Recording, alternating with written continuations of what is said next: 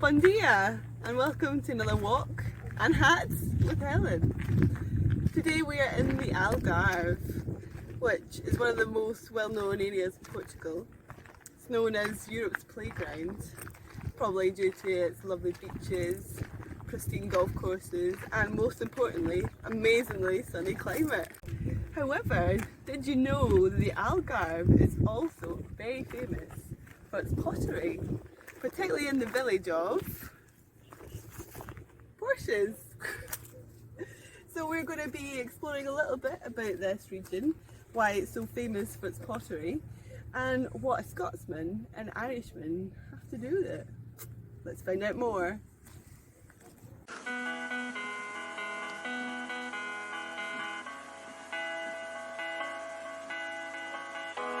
The history of pottery in Portugal dates back to pre-Roman times, and the village of Porches in the Algarve was a hive of this particular industry due to its proximity to clay pits and local craftsmen.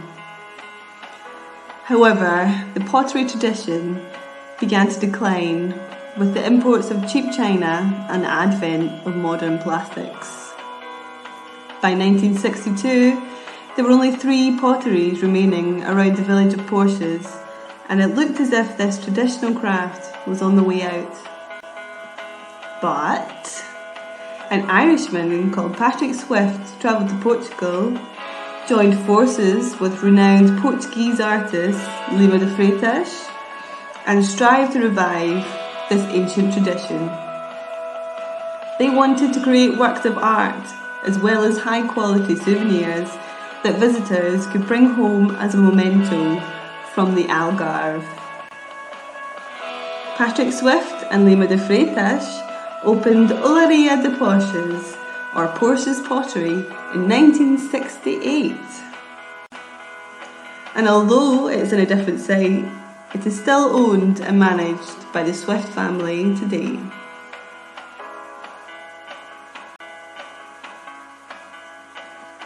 On the site of the original Olaria de Porches sits Olaria Pequena, and this is where the Scotsman comes in.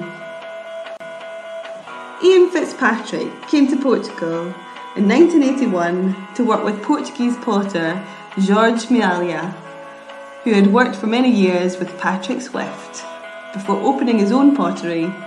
Ian Fitzpatrick took over this pottery in 1983, renaming it Olaria Pequena, or the Little Pottery.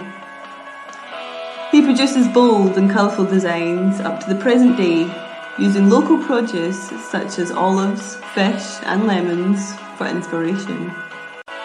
Happily, it looks like the Porches pottery tradition lives on.